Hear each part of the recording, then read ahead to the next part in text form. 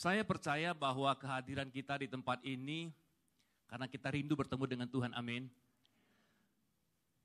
Ini adalah minggu terakhir di bulan Juni, di mana bulan Juni adalah bulan keluarga. Siapa di sini yang datang bersama keluarganya, boleh angkat tangan? Pasti datang bersama keluarganya. Pertanyaan saya, selama 1 bulan ini, mulai dari minggu pertama, saya percaya firman Tuhan berbicara tentang keluarga. Keluarga, dan keluarga. Bahkan sampai di minggu terakhir ini pun, kita juga akan berbicara tentang keluarga. Apakah ada perubahan yang kita rasakan? Apakah ada perubahan yang kita dapatkan ketika kita mendengar tentang firman tentang keluarga? Apakah hubungan kita antara suami dan istri semakin hari semakin baik? Apakah hubungan kita antara orang tua dengan anak semakin hari semakin baik? Apakah hubungan kita antara mertua dengan menantu semakin baik? Ini patut kita renungkan. Nah, siang hari ini tema khotbahnya adalah membangun nilai luhur dalam keluarga. Ini adalah terakhir, di minggu terakhir, dan saya mau bahwa ketika kita mendengarkan kebenaran firman Tuhan ini, kerinduan saya adalah kita semakin hari semakin dipulihkan di dalam keluarga. Kalau ada masalah di dalam keluarga, kita semakin dipulihkan. Kita buka firman Tuhan di dalam Ulangan 6, ayat 1 sampai ayat yang ke-7. Ulangan yang ke-6, ayat 1 sampai ayat yang ke-7. Sudah ada di layar ya. Nah, saya rindu kita baca bersama-sama. 3, 2, ya. Inilah perintah, yakni ketetapan dan peraturan yang aku ajarkan kepadamu atas perintah Tuhan Allahmu, untuk dilakukan di negeri kemana kamu pergi untuk mendudukinya. Supaya seumur hidupmu engkau dan anak cucumu takut akan Tuhan Allahmu dan berpegang pada segala ketetapan dan perintahnya yang kusampaikan kepadamu, dan supaya lanjut umurmu. Maka dengarlah hai orang Israel, lakukanlah itu dengan setia, supaya baik keadaanmu dan supaya kamu menjadi sangat banyak seperti yang dijanjikan Tuhan Allah nenek moyangmu kepadamu di negeri yang berlimpah-limpah susu dan madunya. Yang keempat, dengarlah hai orang Israel, Tuhan itu Allah kita, Tuhan itu Esa. Yang kelima, kasihilah Tuhan Allahmu dengan segenap hatimu dan dengan segenap jiwamu dan dengan segenap kekuatanmu. Apa yang kuperintahkan kepadamu pada hari ini haruslah engkau perhatikan. Haruslah engkau mengajarkannya berulang-ulang kepada anak-anakmu dan membicarakannya apabila engkau duduk di rumahmu, apabila engkau sedang dalam perjalanan, apabila engkau berbaring, dan apabila engkau bangun. Ini firman Tuhan perintah, ya. Makanya di ayat yang pertama langsung ditegaskan, inilah perintah. Ya, ini ketetapan dan peraturan. Apa yang Tuhan minta? Tuhan minta di ayat yang kelima itu yang paling penting adalah kasihilah Tuhan Allahmu dengan segenap hatimu, segenap hati, segenap jiwa, dan dengan segenap kekuatan. Perintah Tuhan ini bukan hanya kepada kita saja, tapi Tuhan bilang juga dilihat sampai ayat yang ke-6. Apa yang kuperintahkan kepadamu pada hari ini haruslah engkau perhatikan, haruslah engkau mengajar. Kepada keturunan kita pun Tuhan minta supaya itu diteruskan. Supaya anak-anak dan cucu kita juga mengasihi Tuhan Allah dengan segenap hati, dengan segenap jiwa, dan dengan segenap kekuatan. Bahkan dikatakan di ayat ke-7 ini, perkataan mengajarkan itu enggak cukup sekali. Tetapi dikatakan engkau harus mengajarkannya berulang-ulang kepada anak-anakmu. Dan membicarakannya apabila engkau di rumahmu, apabila engkau sedang dalam perjalanan, engkau berbaring atau engkau bangun. Artinya sebagai orang tua kita nggak henti-henti menyampaikan apa yang Tuhan mau kepada anak kita. Yang menjadi permasalahan adalah kadang-kadang kita sudah sampaikan berkali-kali, anak sekarang nggak seperti anak dulu. Betul? Kita omongin, mending dia dengar. Lihat kita juga enggak. Sehingga sebagai orang tua, pasti dongkol. Tuhan, aku sudah lakukan apa yang kau mau Tuhan.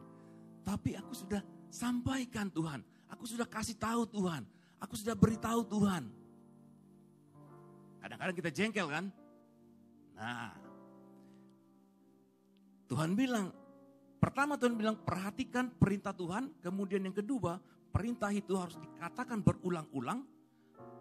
Dan lakukan setiap saat. Artinya kalau engkau berbaring, engkau tidur, engkau dalam perjalanan, artinya itu setiap saat.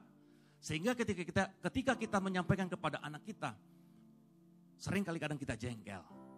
Sehingga kadang-kadang kita menilai anak kita pun, gimana ya anak ini seperti ini. Nah, ayo kita lihat dulu ada satu klip video. Mudah-mudahan ini bisa membuat kita menjadi lebih mengerti. Silakan diputar klip videonya.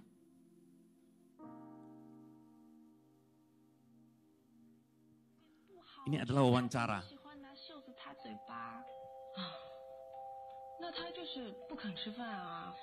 Ibu-ibu diwawancara, bagaimana anak-anak mereka? Kupingmu gak ada? Ada kupingku katanya. Aku lantas, kok kamu gak dengar? Dia jawab, kupingku mampet. Aku marah. Nah ditanya, berapa nilai itu anak-anakmu?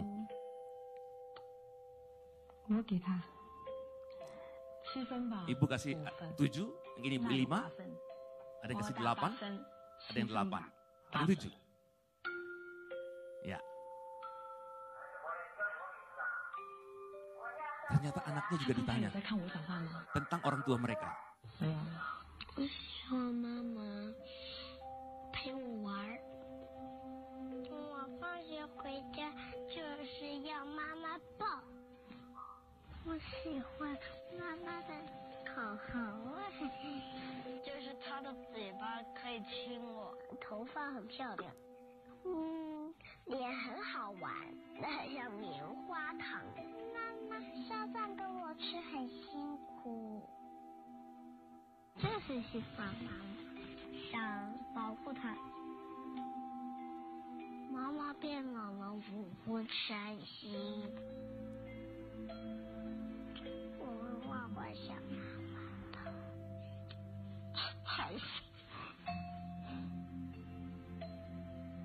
Perhatikan nilai anak terhadap orang tuanya.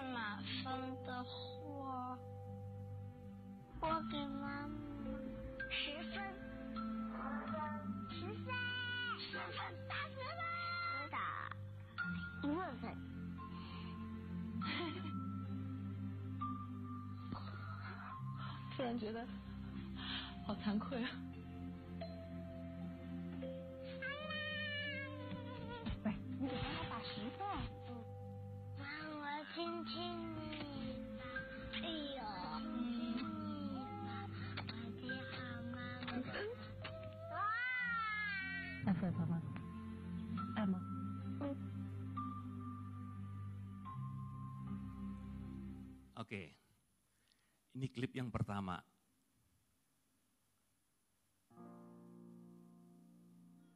Pasti ada rasa gak enak ya.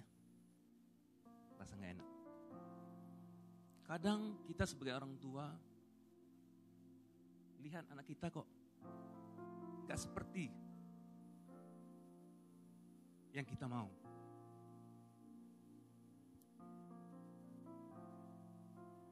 Pertanyaannya, kenapa anak kita kadang-kadang dalam kenyataan sulit sekali menghargai kita? Karena mereka menilai kita nggak tinggi. Saya mau kasih tahu, sesuatu yang bernilai tinggi, kita akan berikan perhatian khusus.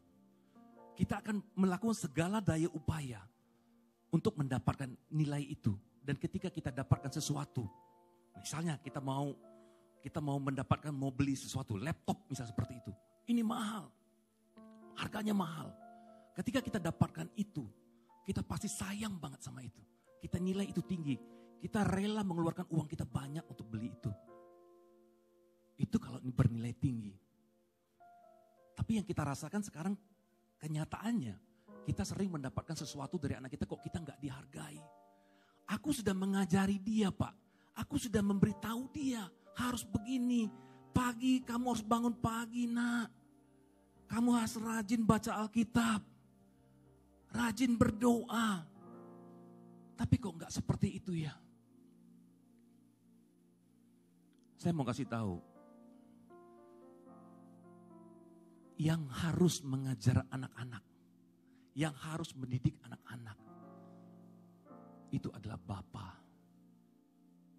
Kadang kita salah selama ini, termasuk saya. Saya kadang-kadang lebih banyak mempercayakan itu kepada istri. Tapi ternyata firman Tuhan gak bilang seperti itu Bapak Ibu sekalian. Mari kita buka Efesus 6 ayat yang keempat. Kita belajar ya, kita belajar tentang keluarga sekarang dan kita mau bedah. Kita mau lihat habis-habisan seperti apa yang firman tahu tentang keluarga. Supaya apa? Supaya ketika kita selesai ibadah ini, hubungan keluarga semakin hari, semakin harmonis, semakin diperbaiki. Efesus 6 ayat keempat, mari kita baca bersama-sama. Dan kamu bapak-bapak, janganlah bangkitkan amarah di dalam hati anak-anakmu, tetapi didiklah mereka di dalam ajaran dan nasihat Tuhan.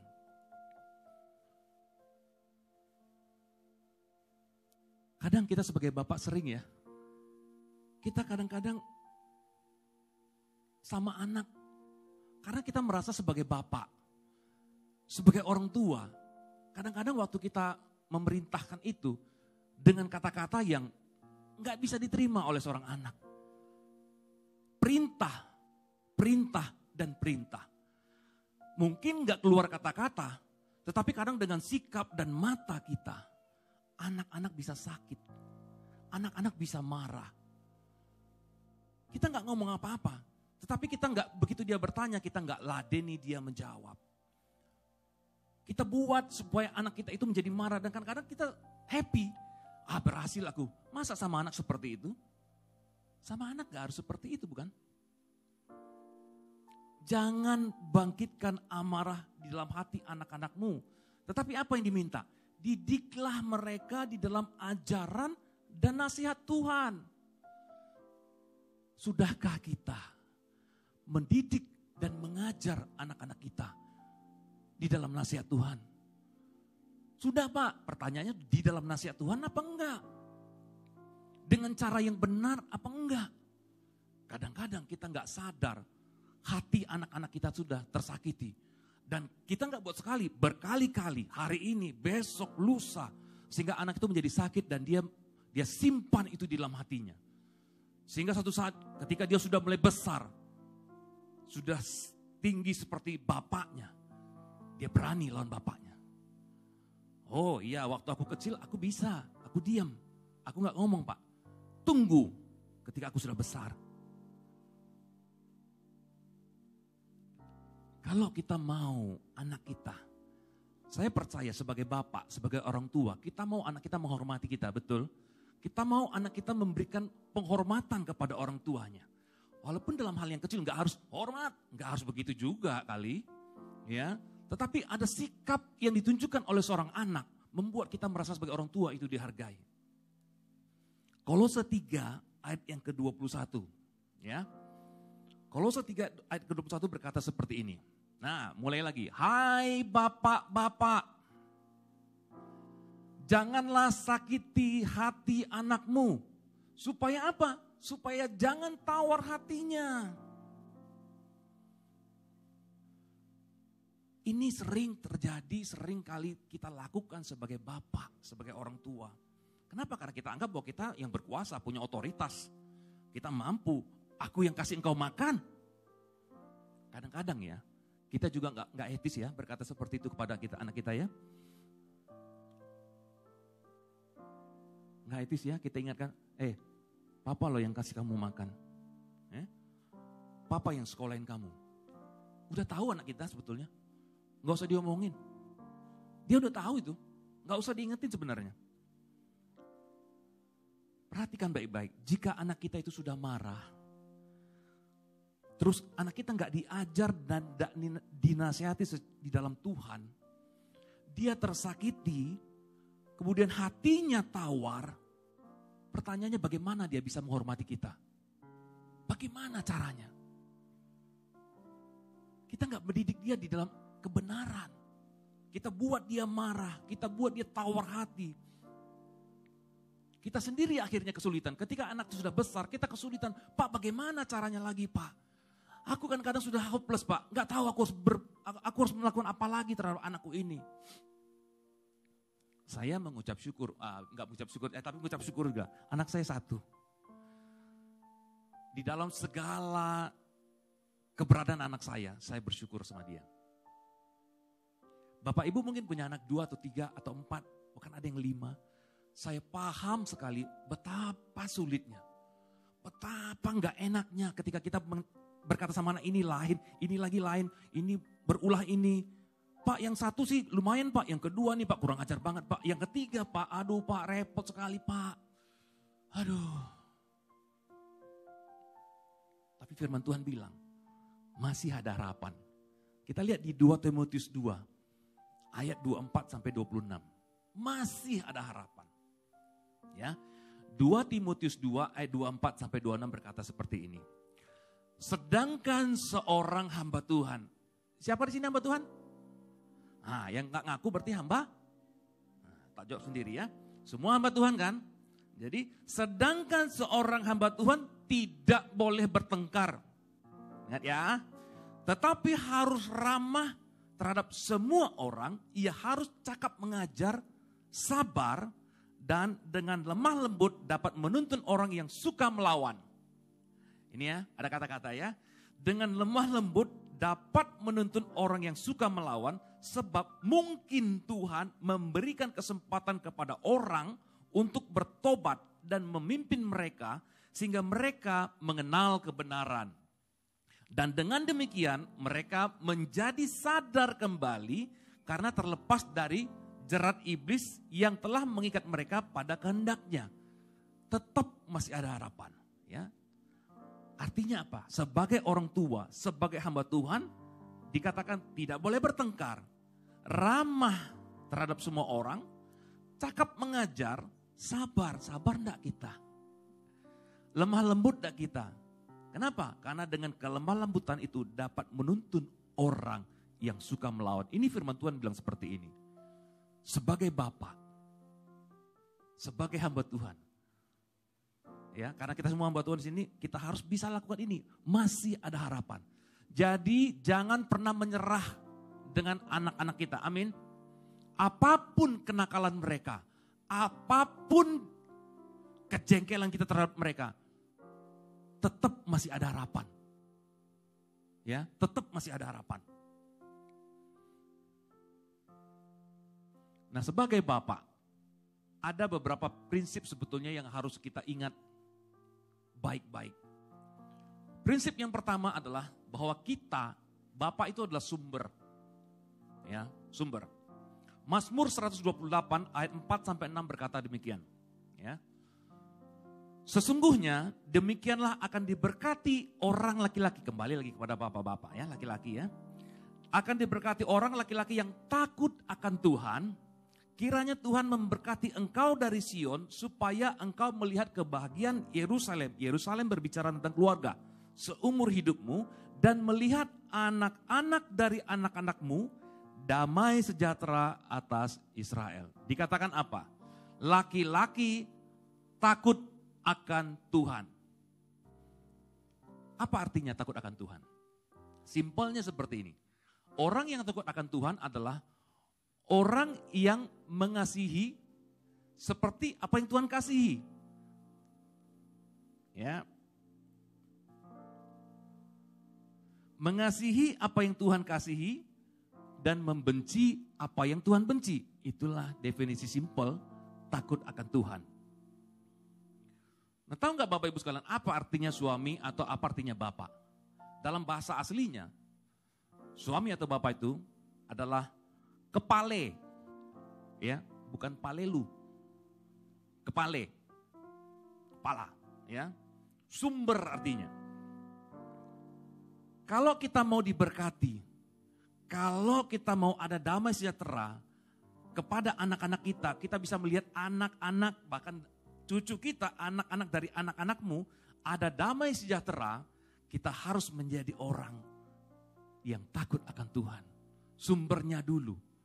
Seorang anak itu pasti akan melihat bapaknya. Apa yang dilakukan bapaknya, itu akan ditiru oleh anaknya. Enggak bisa enggak. Enggak bisa enggak. Ya. Mendidik anak, ya saya tegaskan, mendidik anak itu bukan tugas pendeta. Bukan tugas guru sekolah minggu. Bukan tugas suster di rumah. Bukan tugas guru di sekolah, tapi tugas bapak. Ingat baik-baik. Tugas bapak. Jadi yang sini yang bapak ambil tanggung jawab itu. Ini waktunya kita berubah. Ambil tanggung jawab itu sebagai bapak. Ya. Kita lihat klip video yang kedua. Ini seorang anak cewek dengan bapaknya.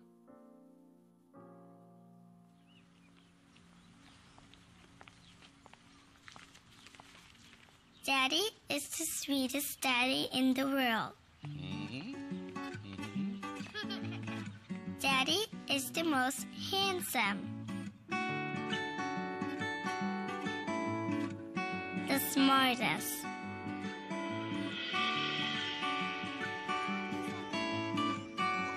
The most clever. The kindest.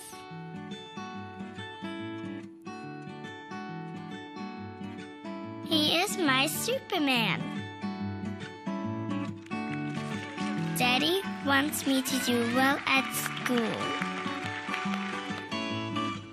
Daddy is just great, but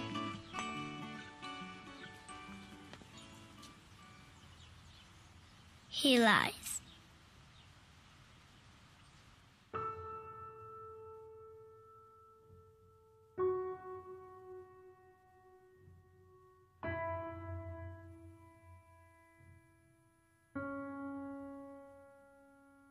He lies about having a job.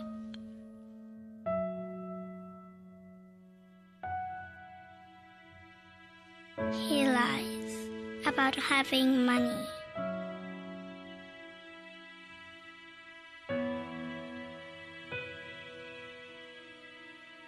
He lies that he's not tired.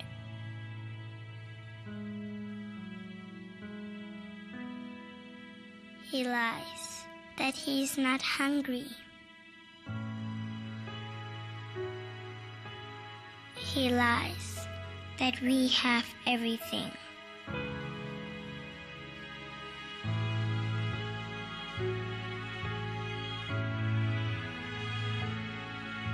He lies about his happiness.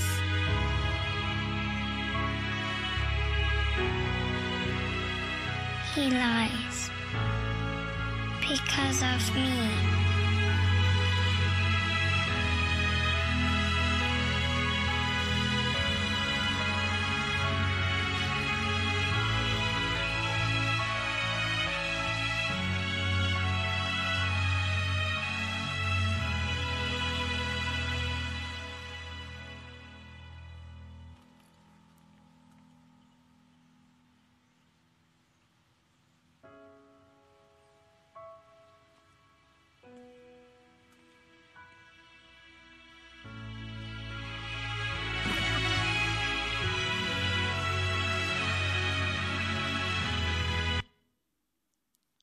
Apa yang kita dapat belajar dari hal ini? Jangan anggap enteng anak itu. Jangan pikir dia tidak tahu apa yang kita lakukan. Ternyata anak juga bisa melihat apa yang orang tuanya lakukan. Dia ikut, dia tiru itu.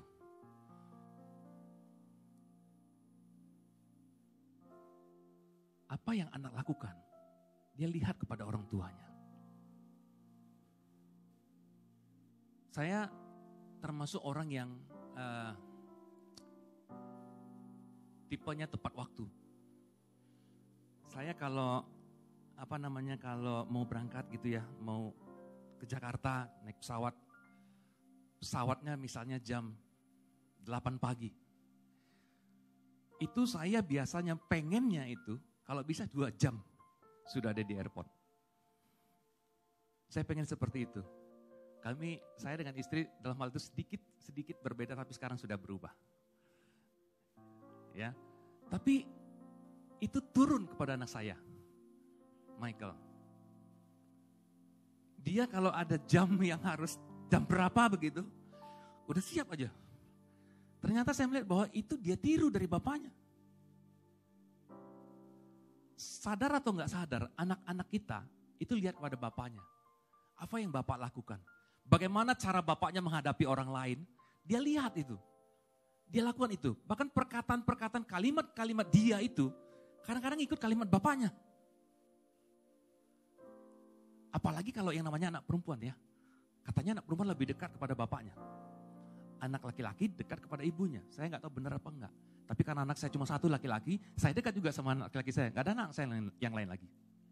Tapi saya bisa pastikan banyak kebiasaan saya, banyak sikap dan perkataan saya yang dia ikuti.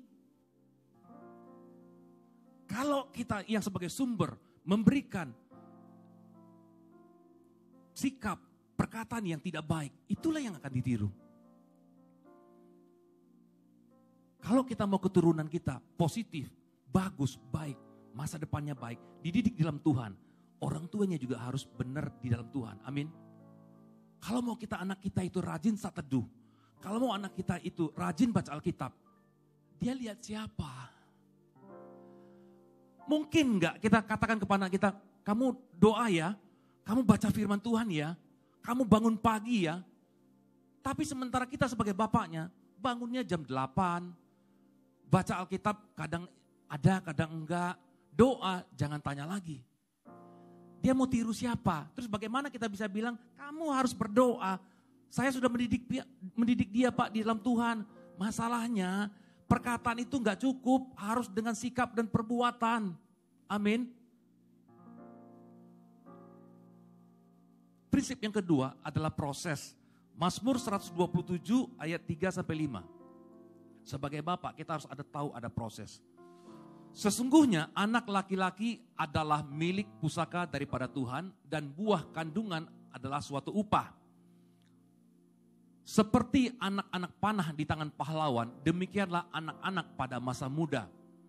Berbahagialah orang yang telah membuat penuh tabung panahnya dengan semuanya itu. Ia tidak akan mendapat malu apabila ia berbicara dengan musuh-musuh di pintu gerbang. Kembali lagi dikatakan bahwa tugas mendidik anak itu ada pada bapak.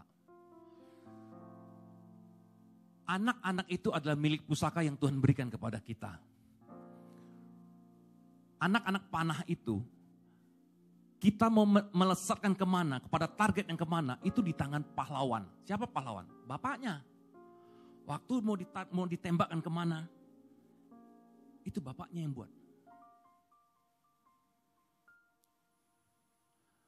Kemana kita mau jadikan anak kita, itu ada di tangan bapaknya. Di tangan orang tuanya.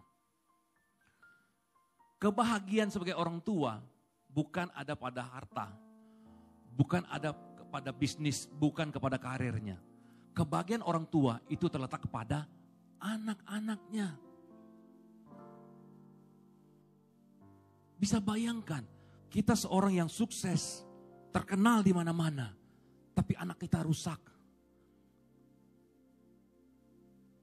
Gak ada lagi kebahagiaan, gak ada lagi kebanggaan kita sebagai orang tua. Gak ada lagi. Makanya dikatakan di ayat kelima, berbahagialah orang yang telah membuat penuh tabung panahnya dengan semuanya itu dan ia tidak akan mendapat malu.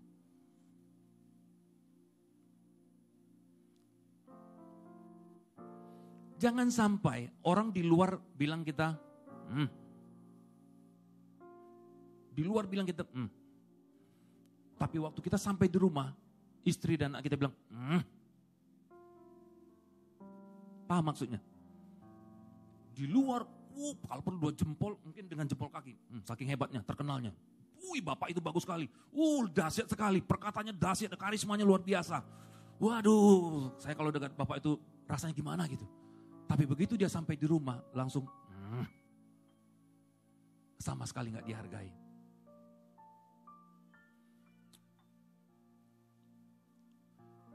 Sama anak, ada perlu. Kalau dia masih kecil mungkin kita bisa didik di rumah. Tapi ketika dia mulai beranjak remaja, ajak dia ngobrol, makan berdua. Ajak bicara dari hati ke hati. Saya tahun lalu, 2 tahun lalu, saya ajak anak saya berdua, kami berdua jalan. Yuk kita jalan, saya ajak dia ke Jakarta, ke Bandung, kita ngobrol berdua. Ya, karena saya anggap dia sudah mulai dewasa. Walaupun kedewasaan kalau secara hukum itu 18 tahun. Tapi ketika dia umur 16 kalau nggak salah. 16, saya ajak dia ke Jakarta, ke Bandung, kita berdua. Banyak hal yang kita bicarakan di kamar, ngobrol. Ya. Kenapa? Selagi masih ada waktu, selagi anak itu belum kuliah. Ya kalau kuliahnya di Pekanbaru juga nggak masalah. Tapi kalau kuliahnya nggak di Pekanbaru, waktunya sudah habis. Ya nggak habis juga enggak, tapi ketika dia masih bersama-sama dengan kita, pergunakanlah waktu itu dengan semaksimal mungkin. Saya bilang sama istri, anak saya sekarang kelas 2 SMA, tahun ini mau naik kelas 3. Saya bilang sama istri, Ma, kita cuma punya waktu 1 tahun lagi bersama anak kita. Saya mau 1 tahun ini kita semakin hari semakin berikan perhatian ekstra lagi, lebih lagi. Kita mau isi, kita mau buat anak kita ini semakin hari semakin kenal sama Tuhan. Makanya kenapa setiap pagi walaupun dengan ngantuk, tapi anak saya sekarang udah banyak berubah. Kita buat sekarang mesbah keluarga. Saya selain saat teduh pagi, kemudian setelah sekitar jam 6.15 atau jam 6 begitu, kita mesbah keluarga. Walaupun tidak pada saat penyembahan tidak seperti yang kita harapkan, tetapi kita berdua sudah melakukan kewajiban kita untuk mendidik dia bagaimana bersaat teduh, bagaimana membaca firman Tuhan, bagaimana kita aplikasikan itu dalam kehidupan sehari-hari. 1 tahun lagi, 1 tahun lagi. Jangan sampai waktu itu sudah nggak ada lagi. Anak-anak yang berusia di bawah 18 tahun kita masih bisa bilang, aku bapakmu ya. Kita bisa bilang kamu harus seperti ini loh, kayak gini. Tapi ketika dia udah berumur 18 tahun, kita sudah gak bisa lagi mendidik seperti itu. Kita sudah anggap dia sahabat, teman, ajak berbincang ngobrol. Gak bisa, zaman dulu bisa seperti itu. Zaman saya sama mama saya mungkin bisa. Masih bisa itu kemoceng terbang-terbang walaupun SMA. Masih bisa tuh cabai itu taruh ke mulut. Masih bisa ini apa namanya ini? Ditarik sampai ke atas nih. Atau kuping ini diputer gitu. Atau ini apa namanya? Pusar, diputer. Sampai seperti itu. Bisa dulu. Sekarang gak bisa lagi Bapak Ibu sekalian. Nanti kena HAM kita. Iya gak bisa. Kalau kita mau buat anak kita mengasihi Tuhan seperti dikatakan. Kasihilah Tuhan Allahmu tadi. Kita harus mengajarkannya. Gak cukup hanya berkata-kata. Tapi harus dengan sikap dan perbuatan kita. Amin. Terus sebagai orang tua. Prinsip apa selanjutnya? Prinsip yang ketiga adalah warisan. Kita selalu berpikir warisan itu seperti kita harus meninggalkan harta. Enggak salah. Tapi bukan itu yang utama Bapak Ibu sekalian. Prinsip warisan yang kita tinggalkan kepada anak kita apa? Kita buka Amsal 13 ayat ke-22. Ya. Amsal 13 ayat ke-22 berkata seperti ini. Orang baik. Siapa di sini orang baik? Saya, ya kan? Nggak ada yang bilang orang baik kan? Orang baik meninggalkan warisan bagi anak cucunya. Tetapi kekayaan orang berdosa disimpan bagi orang benar. Berbicara mengenai warisan ini, ya kita bilang selagi kita bekerja, ada uang. Kita bisa simpan, nanti akan aku wariskan untuk anakku. Tetapi yang utama bukan itu. Yang utama apa? Warisan yang pertama adalah iman. Ini yang kami lakukan suami istri kepada anak kami. Kami ajarkan dia bagaimana bisa memiliki iman yang teguh. Dan yang kedua apa? Teladan hidup. Kami bilang sama anak kami, Michael, mamanya bilang seperti, Michael, kamu lihatlah papa dan mama, walaupun kami belum sempurna, tapi kami berusaha menunjukkan bagaimana kehidupan kami. Contohlah itu, lihatlah itu, walaupun kami belum sempurna. Kami bilang, inilah teladan yang kami berikan kepada engkau. Ingatlah itu, lakukanlah itu nak. Yang terbaik yang kau lihat pada papa dan mama, tirulah itu. Mana yang gak baik, buang. Iman. Ibrani 10 ayat yang ke-38 berkata seperti ini. Tetapi orangku yang benar akan hidup oleh iman, dan apabila ia mengundurkan diri, maka aku tidak berkenan kepadanya. Orangku yang benar, kita orang benar kan? Kita. Orang yang benar itu hidup oleh iman. Kalau mau kita hidup benar, iman kita harus kokoh. Iman kita harus kokoh. Oleh sebab itu, sebelum kita bilang sama anak-anak kita, iman kita dulu kepada Tuhan harus kokoh. Kita harus jadi orang benar dulu. Kenapa? Cerita yang sebelumnya, anak-anak melihat kepada orang tuanya. Apa yang orang tuanya lakukan, itu yang dilakukan oleh anaknya. Jadi yang diwariskan oleh orang tua adalah iman, teladan hidup. Kalau ada harta, bagilah harta. Ini buat orang tua. Nah sekarang saya berbicara mengenai anak. Ya, sebagai anak, saya percaya kita semua ini juga ada sebagai anak kan. Sebagai anak, kita nggak bisa memilih orang tua siapa maunya. Aku nggak mau orang tua inilah, nggak enak. Bapak ini nggak enak, maunya yang bapak ini aja. Bapak kawanku itu luar biasa loh, baik sekali. Tapi sebagai anak kita kan nggak bisa memilih orang tua kan. Nggak bisa kita pilih orang tua. Nah sebagai anak kita lihat Efesus 6 ayat 1-3 berkata seperti apa. Ya, sebagai anak dia. Jadi saya mau kasih tahu sebagai bapak apa yang harus kita lakukan, sebagai anak apa yang harus kita lakukan. Ya, Efesus 6 ayat 1-3 berkata seperti ini. Hai anak-anak, taatilah orang tuamu di dalam Tuhan karena haruslah demikian. Hormatilah ayah dan ibumu. Baru ada ibu. Tadi nggak ada ibu, ini sekarang sudah ada ibu. Hormatilah ayahmu dan ibumu, ini adalah suatu perintah yang penting. Seperti yang nyata dari janji ini, yang ketiga, supaya kamu berbahagia dan panjang umurmu di bumi. Saya ngomong sama anak ini selalu kita bilang seperti ini. Kadang-kadang mungkin dia udah dengar berkali-kali, tapi gak apa-apa kita sampaikan aja. Seperti firman Tuhan juga bilang seperti itu. Firman Tuhan bilang, hai anak-anak, taatilah orang tuamu di dalam Tuhan. Kenapa? Karena memang harus begitu.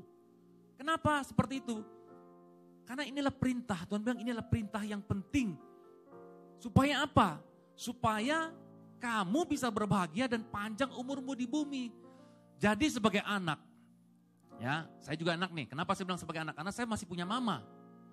Saya masih punya mama yang umur 75, 76 di bulan November ini.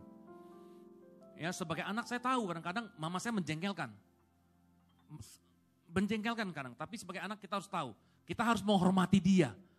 Apapun kejadiannya, apapun yang kita rasakan, firman Tuhan bilang kita tetap harus menghormati orang tua. Kenapa? Karena itu adalah perintah. Supaya apa? Supaya saya bisa berbahagia dan panjang umur di bumi. Ini yang harus kita lakukan. Siapa yang biasa kita hormati? Pemerintah, ya, presiden, gubernur kita hormati. Itu kalau di atas kita. Siapa lagi? Orang tua kita. Yang sudah berkeluarga, siapa yang hormati? Mertua kita. Ya, kemudian kalau di lingkungan kita siapa yang kita kasihi? Saudara-saudara kita, teman-teman sepelainan kita. Siapa yang ada di bawah kita? Orang-orang yang bekerja dengan kita. Pertanyaan saya, siapa yang sering kita hormati? Ya orang yang di atas kita. Tetapi masalahnya ketika itu sampai kepada orang tua atau mertua, itu gak gampang melakukannya. Banyak sekali saya melihat banyak anak-anak yang tidak bisa menghormati orang tuanya. Banyak sekali yang mereka menganggap orang tuanya menjengkelkan dan gak mau punya orang tua seperti itu. Banyak orang tua yang mengeluh juga tentang anak-anaknya, kenapa? Karena anak ini kurang ajar, gak sopan. Ya. Pertanyaannya siapa dulu yang harus berubah? Bapaknya dulu, orang tuanya dulu, atau anaknya dulu? Semua gak mau ngalah. Bapakku dulu lah. hati anak bilang, anak lah. Kamu anak, kamu lihat bapakmu. Ada 4 yang terjadi kan kadang. Anaknya baik, orang tuanya baik. Gak ada masalah. Anaknya baik, orang tuanya bermasalah. Itu juga masalah. Anaknya bermasalah, orang tuanya baik, anaknya baik, orang tuanya bermasalah. Yang paling parah, anaknya bermasalah, orang tuanya bermasalah. Saya mau tanya, ada di sini yang mengalami problem dengan orang tua, dengan mertua? Pasti gak ada berani angkat tangan karena ada orang sebelah kiri kanannya. Waduh, ketahuan ya aku gak suka sama orang tuaku. Ya. Masalah ini gak usah malu. Kenapa saya bilang gak usah malu? Ini bukan hanya terjadi di jemaat loh. Masalah ini, menghormati ini bukan hanya di jemaat, tapi juga kepada para pengerja. Para full timer. Maafkan saya full timer. Para pendeta juga. Ini masalah yang dihadapi oleh semua orang, nggak lihat siapapun dia. Nah, saya mau kasih tahu, kalau kita menghormati itu, yang pertama kita harus menghormati dengan hati. Dari hati dulu kita menghormati orang. Ya, ada banyak yang anak yang menuntut orang tuanya harus begini. Ya, saya nggak suka lihat mama saya. Kenapa? Tiap hari kerjanya ya, dalam sebulan itu beli sepatu terus. Nggak bisa hemat mama saya ini. Atau kerjanya tiap hari beli tas terus. Sudahlah, kalau memang itu hobinya dan itu uang dia sendiri, kenapa harus kita marah? Ya kan?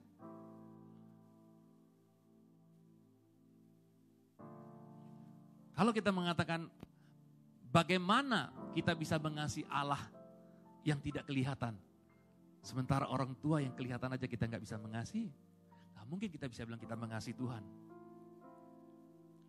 Tapi Tuhan bilang engkau harus menghormati itu dari dalam hatimu. Menghormati orang tuamu dari dalam hatimu. Kenapa ada orang tua yang seperti itu yang menjengkelkan itu? Yang pertama kenapa? Mereka belum kenal Tuhan. Bisa jadi. Tetapi ternyata di luar kita ada banyak orang tua yang gak kenal Tuhan. Baik juga kok. Ya kan? Kalau kita lihat ada orang-orang yang di luar Tuhan tetap orang tuanya baik kan sama anak-anaknya. Yang kedua, kenapa mereka bisa seperti itu? Karena mereka di masa waktu mereka muda, orang tua mereka gak mendidik mereka dengan baik. Sehingga apa? Seperti tadi saya bilang lagi, apa yang dilihat dari orang tuanya itu yang diteruskan kepada anaknya. Bagaimana solusinya? Kalau kita posisi sebagai anak, kita lihat orang tua kita itu menjengkelkan, kita harus putuskan. Putuskan seperti apa? Ke anak kita, jangan lakukan hal yang sama terhadap orang tua kita. Baru bisa putus. Kenapa? Kalau orang tua kita memperlakukan kita dengan semena-mena, tapi kita ke anak kita memperlakukan dengan benar, saya percaya itu putus. Lingkaran itu putus, gak akan diteruskan lagi. Tapi kadang-kadang kita alam bawah sadar kita lakukan itu lagi, kita lakukan itu lagi. Gak sadar kita lakukan seperti itu lagi. Kenapa? Karena bapakku melakukan hal seperti itu. Dan kenapa ada orang tua seperti itu? Karena gak ada yang ajarin. Nah, kita beruntung, kita ada di Gihon. Setiap bulan Juni adalah bulan keluarga, diajarin bagaimana hubungan keluarga yang benar, orang tua dan anak yang benar, hubungan antara suami dan istri yang baik dan benar. Apapun keadaannya, mari hormati orang tua kita dengan hati, amin. Yang kedua, menghormati dengan pengertian dan iman. Apa yang dimaksud dengan pengertian? Yang ngertiinlah mereka keadaan mereka. Dia sudah tua. Ya, saya waktu jalan sama anak saya, dia lupa kali kalau saya sudah mulai berumur. Papa ini jalannya mulai lambat loh. Saya bilang, Mike, Papa sudah tua loh. Papa gak bisa seperti kamu. Gak bisa ngikutin gitu loh. Ya, kita harus ngertiin orang tua kita. Dia sudah tua, kemudian orang tua juga banyak sekarang yang mengalami post power syndrome. Waktu dia masih berjaya, dia merasa hebat. Tapi ketika dia sudah nggak bekerja lagi, sudah pensiun, nggak mendapat jabatan lagi, maka akan ada terjadi perlakuan-perlakuan yang dia ungkapkan itu nggak enak. Ya. Apalagi kan kadang ketika dia sudah tua, yang di masa mudanya dia bekerja dengan skillnya, ya, dengan tangannya. Dia ketika sudah tua nggak bisa kerja lagi. Contoh misalnya apa? Hairstylist. Udah tua nggak bisa potong rambut lagi kan. Dokter gigi. Kalau sudah tua berumur nggak bisa lagi kan. Nanti kalau dia bor gigi pasiennya, tiba-tiba patah. Terbelah dua karena nggak bisa. Karena dia sudah tua harus pensiun. Orang tua tidak sekuat itu lagi. Ya, tidak sesehat itu lagi. Kadang-kadang orang tua merasa sudah mulai lupa dia. Sudah mulai pikun. Ya. Pertanyaannya, ketika kita mendapatkan orang tua yang menurut kita menjengkelkan, sudahkah kita berdoa untuk orang tua kita secara spesifik? Atau kita marah aja, dongkol aja? Sudahkah kita berdoa untuk orang tua kita setiap hari? Atau kita lupa? Kita lebih banyak doa untuk yang lain. Sementara orang tua kita masih ada.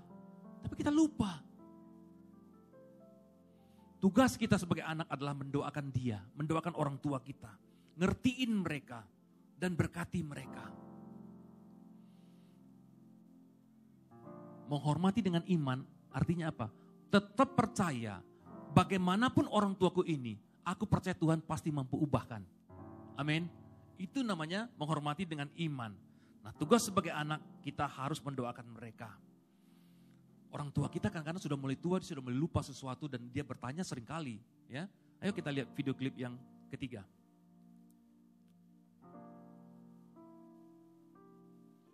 Tôi媽係我唯一嘅親人。我細個嘅時候，佢一直都好忙。個衫洗好啦。哦，咁快嘅？係啊，趕住載我仔。哦，慢慢行喎。好。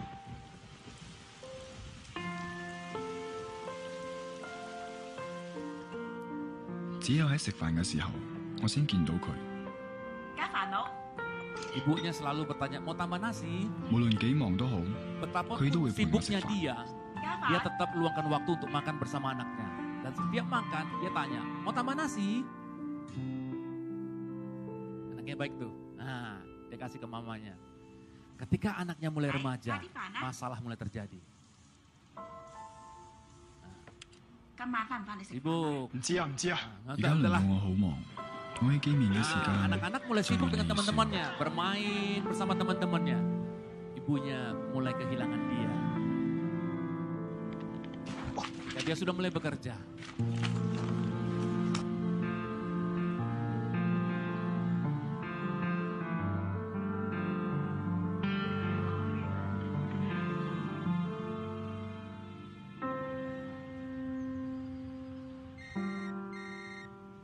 Halo, Ma. Telepon.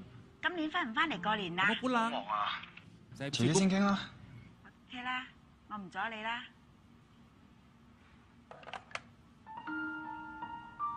Ibunya sudah過年 menyekolahkan 咯， sampai sarjana, 今年又 sampai 唔翻 bekerja. 啊？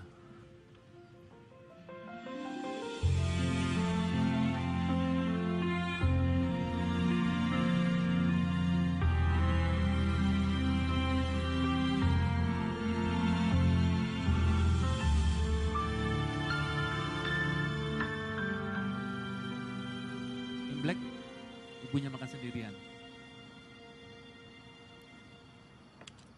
媽， Tiba-tiba anaknya pulang.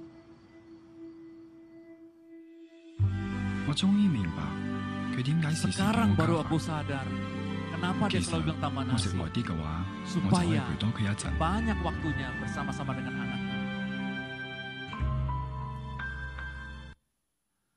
Paham? Ternyata ibu, ternyata orang tua ketika anaknya masih kecil dia berusaha sesibuk apapun dia. Sesibuk apapun dia, ketika waktu bersama anak itu adalah waktu yang paling berharga buat orang tua. Makanya kenapa mau tambah nasi? Supaya ketika anaknya itu makan kan waktunya bertambah. Dengan waktunya bertambah dia lebih banyak waktunya bersama anak-anaknya. Kadang kita sebagai anak, saya juga sebagai anak juga kadang-kadang seperti itu. Tapi saya sampai umur sekarang, kemarin saya berulang tahun. Udah 52 umur saya. Tapi di umur 52 ini pun, siang hari saya tetap pulang ke rumah mama saya. Dia tetap menyendokkan nasi di meja. Dan ketika saya makan, dia temani saya. Dulu itu bermasalah dengan istri saya. Kenapa Kenapa? Itu kan tanggung jawab saya, kata istri saya. Kenapa jadi mama? Kan kamu sudah menikah. Tapi istri saya orangnya pengertiannya tinggi. Dia paham, inilah kebahagiaan mama. Inilah kebahagiaan mama mertuanya.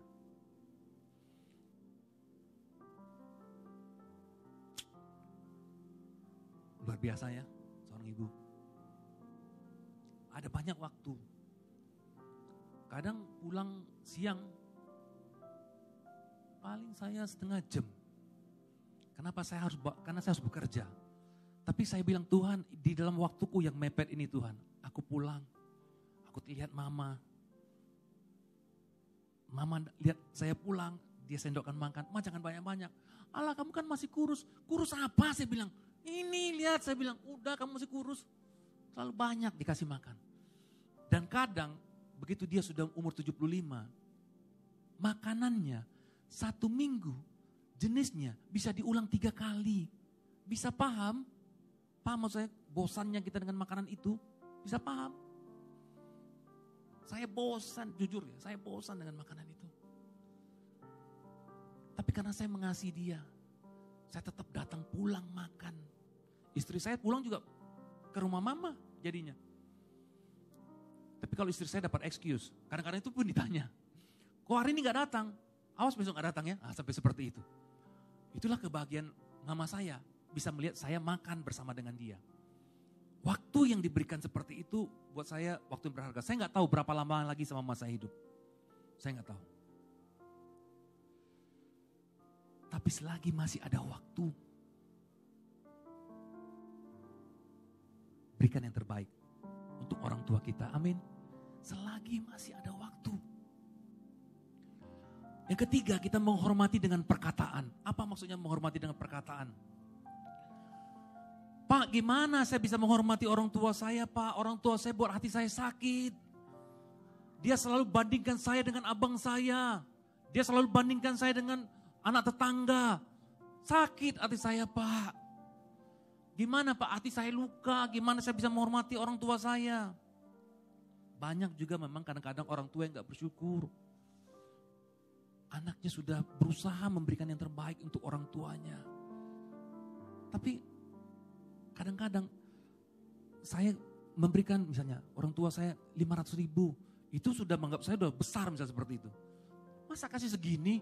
Itu orang tuh gajinya bisa kasih 2 juta. Kok kamu sih segini? Kadang-kadang kita lupa sebagai orang tua, kita menyakiti hati anak kita. Kita banding-bandingkan. Abang kamu tuh gajinya 50 juta, kamu gajinya kok cuma 2 juta sih? Kan sama kamu mama sekolah kan sama kamu papa sekolah kan. Kamu seperti itu sih? Nah, itu menyakiti hati anak. Ya. Tapi tetap saya katakan sebagai anak, tetap perkataan yang bagus sampaikan kepada orang tua kita. Menghormati dengan perkataan. Kita tahu ketika umur orang tua kita semakin tua, dia akan semakin banyak bertanya hal-hal itu terus. Kenapa? Karena udah mulai pikun. Ya, ayo kita lihat video klip yang keempat ini.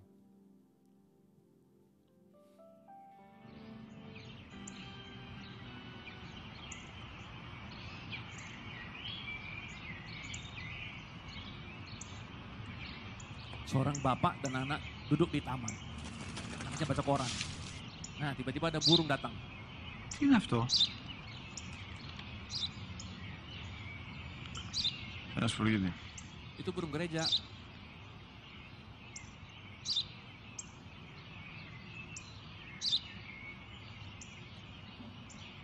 Τι είναι αυτό? Tanya lagi. Μόλις τώρα στο πατέρα σφουργίτι είναι. Itu aku bilang itu burung gereja. Nah, burungnya terbang.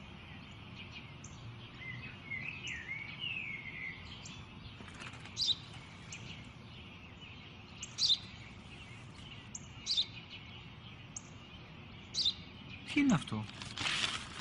Ένα σπουργίτι είναι, πατέρα. Ένα σπουργίτι. Σπουργίτι! Burung gereja. Sudah begitu? Τι είναι αυτό? Masih Γιατί tanya το lagi. κάνεις αυτό το πράγμα, μπορείς να μου πεις τόσες φορές σου είπα, είναι ένα σπουργίτι. Δεν το καταλαβαίνεις. Πού πας?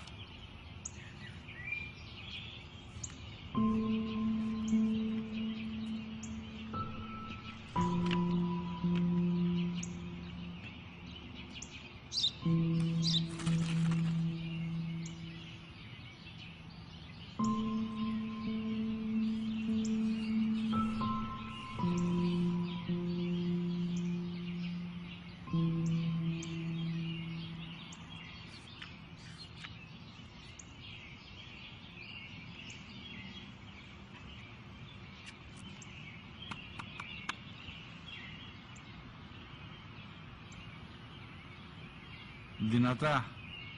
Baca yang keras.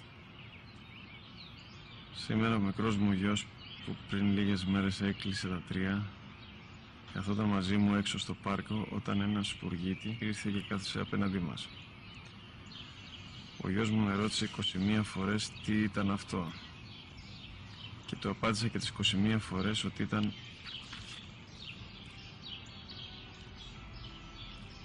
ένα σπουργίτη. Τον αγκάλιασα τρυφερά και τις 21 φορές που μου έκανε την ίδια ερώτηση, ξανά και ξανά, χωρίς να εκνευριστώ, νιώθοντας στοργή για το αθώο μου αγοράκι.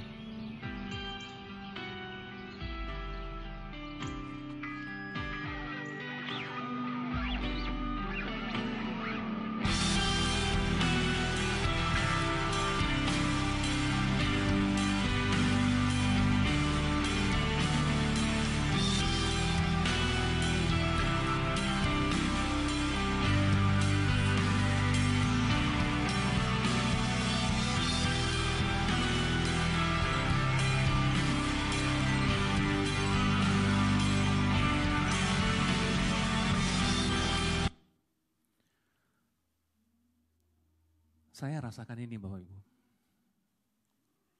Setiap hari. Setiap saya pulang.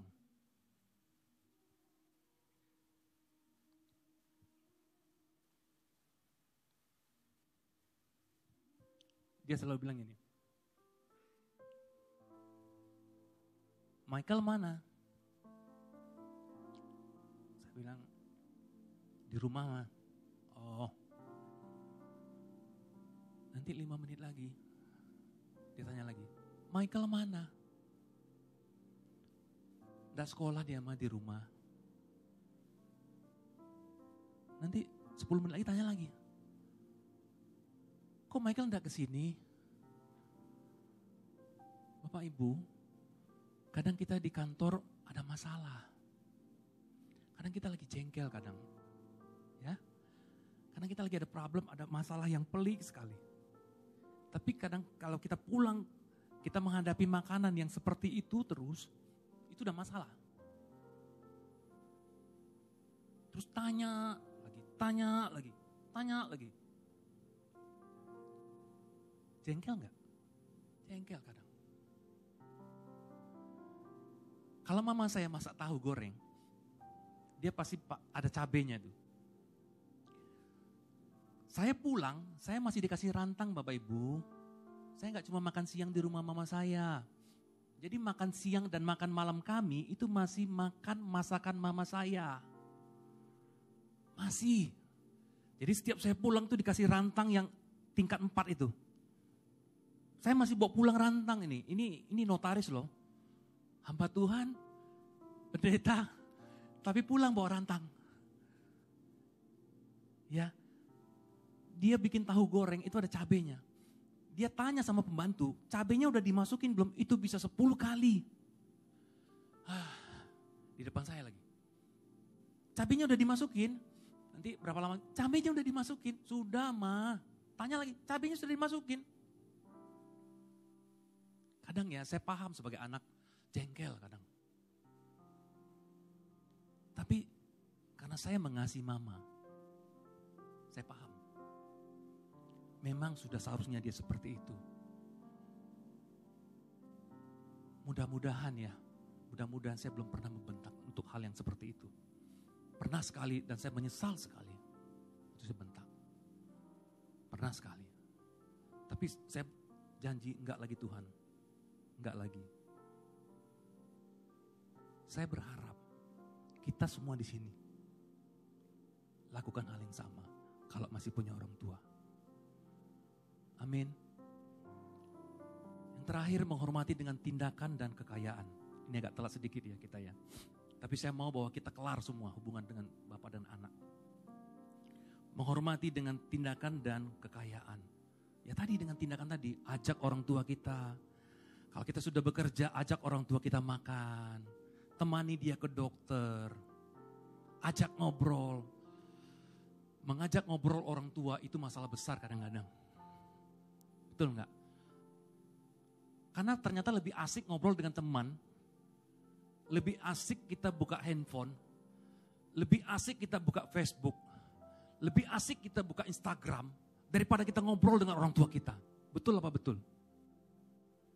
Kita buka handphone kita, buka tab kita bisa 1 jam, 2 jam. Buat yang anak-anak nih, yang suka main game, maaf Michael. Berapa banyak waktu yang diberikan untuk ngobrol dengan orang tua? Tahu nggak apa kerinduan orang tua itu? Tahu nggak? Dia rindu sekali ngobrol dengan anak-anaknya. Cuma ngobrol, dia nggak minta uang kita. Tapi kadang-kadang kita begitu berat memberikan waktu. Saya posisi yang di tengah. Kenapa? Saya sebagai bapak, saya juga sebagai anak. Tapi saya mau kasih tunjuk kepada anak saya, dia dengar.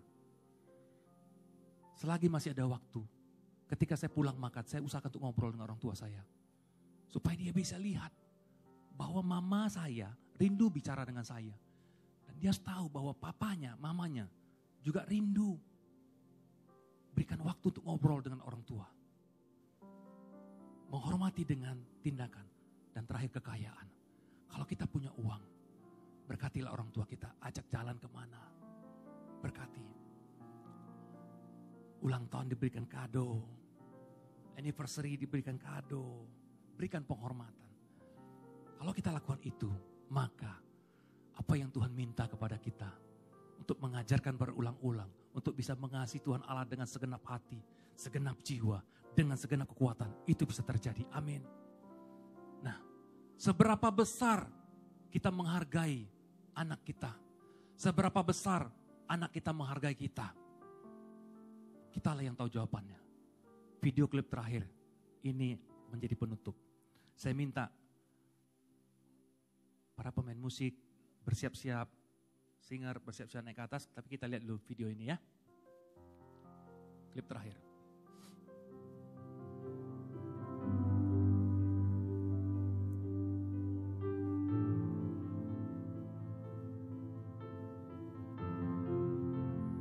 Kita sedekat apa sih?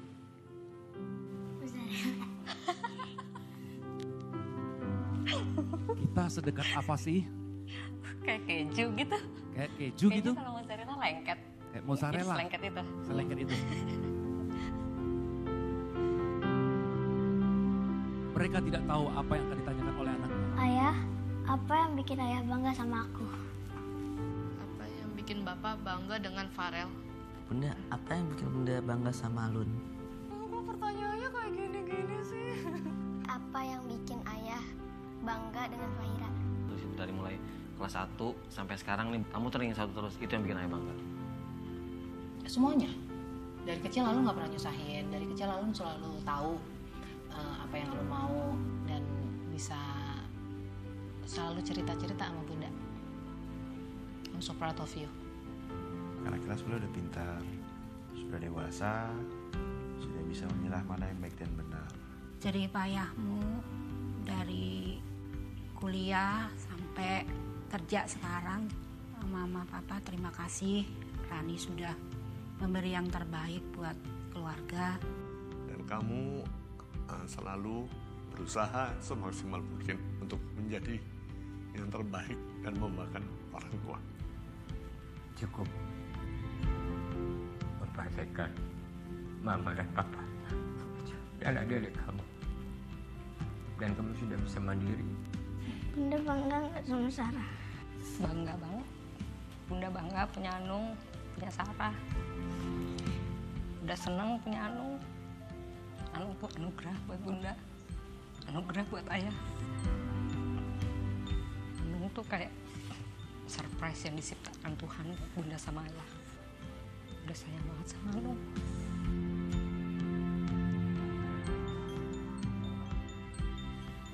Jadi anak yang baik, penyayang, anak yang rajin.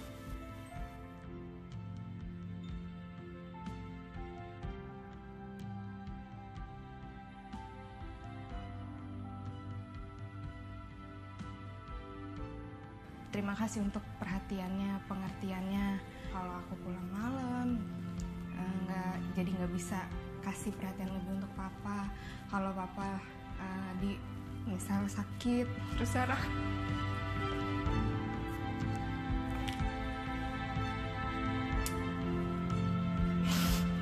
waktu Sarah kepotong untuk ngurusin papa karena Sarah kerja.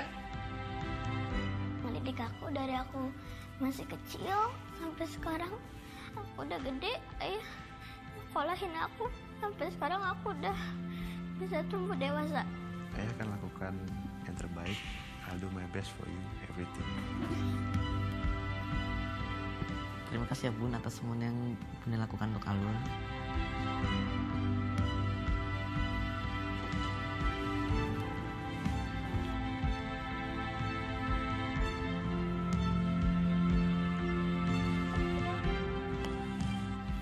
Makasih ya Bu. Setiap anak membanggakan. Mari saya undang musik.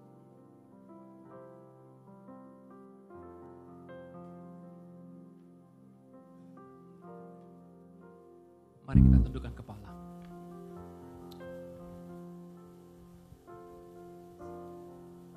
Saya mau ketika kita pulang dari tempat ini, mari kita dengarkan baik-baik. Apakah kita sudah menjadi orang tua yang terbaik untuk anak-anak kita? Apakah kita sudah memberikan waktu yang terbaik? Apakah kita mau mengerti anak-anak kita? Dan sebagai anak, apakah kita sudah menghormati orang tua kita?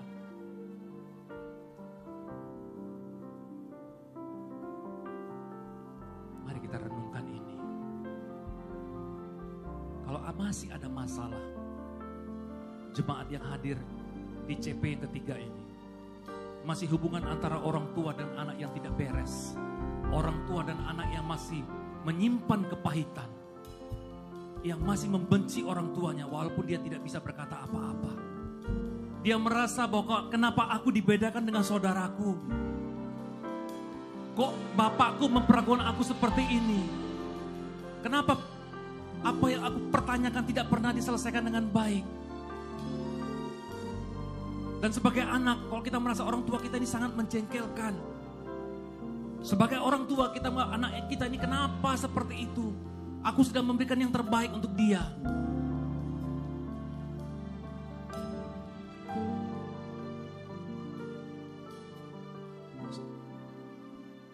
Saya minta kepada kita semua yang hadir di sini, yang mau berubah. Sebagai orang tua, saya mau berdoa. Dan sebagai anak, yang rindu untuk didoakan, boleh angkat tangannya. Saya mau berdoa. Bapa, hamba berdoa pada siang sore hari ini Tuhan. Untuk setiap tangan-tangan yang terangkat Bapa. Untuk setiap kami yang menjadi Bapa. Ampuni kami Tuhan. Kalau kami belum menjadi Bapa yang baik buat anak-anak kami Tuhan. Ampuni kami Tuhan. Kalau kami belum mendidik mereka di dalam ajaran dan nasihat-Mu Tuhan. Ampuni kami Tuhan. Kalau kami masih membangkitkan amarah di dalam hati anak-anak kami Tuhan. Ampuni kami Tuhan. Kalau kami masih membuat hati anak kami tawar Bapa. Kami mau berubah sebagai Bapa. Kami ambil tanggung jawab sebagai orang tua itu Tuhan. Kami mau berubah Tuhan. Dan kami yang sebagai anak Bapa. Ampuni kami Tuhan. Ampuni kami Tuhan. Begitu baik orang tua kami Tuhan. Begitu banyak yang sudah mereka lakukan dalam kehidupan kami Bapa. Begitu banyak kasih sayang yang sudah Allah berikan buat kehidupan kami. Tapi kami menyia-nyiakan orang tua kami Tuhan. Kami memperlakukan orang tua kami dengan tidak baik Bapa. Ampuni kami Tuhan. Ampuni kami Tuhan. Orang tua kami cuma minta waktu kepada kami Tuhan. Tapi kami tidak memberikan waktu kepada orang tua kami Tuhan. Kami lebih memikirkan bersama teman-teman kami Tuhan. Kami lebih memikirkan hal-hal yang lain Tuhan. Ampuni kami Tuhan, ampuni kami Tuhan. Kami mau Tuhan, kami menjadi keluarga yang baik, keluarga yang benar di hadapan-Mu Tuhan. Bapak hamba berdoa Bapak untuk tiap kami yang hadir di ibadah yang ketiga ini Tuhan. Pulihkan hati kami Tuhan. Pulihkan hati kami Tuhan. Jadikan kami Tuhan menjadi orang tua yang terbaik buat anak-anak kami. Jadikan kami Tuhan menjadi anak-anak yang menghormati orang tua dengan baik Bapak. Terima kasih Bapak, terima kasih Tuhan. Ketika kami meninggalkan tempat ini Tuhan, kami berjanji, komitmen kami Tuhan, menjadi pribadi yang lebih baik lagi Tuhan. Menjadi Bapa yang baik buat anak-anak kami. Menjadi Mama yang baik buat anak-anak kami. Menjadi anak yang menghormati orang tua kami Bapak. Terima kasih Bapak, itulah janji kami Tuhan, itulah komitmen kami Tuhan. Terima kasih Bapak, terima kasih Tuhan. Dalam nama Tuhan Yesus. Haleluya.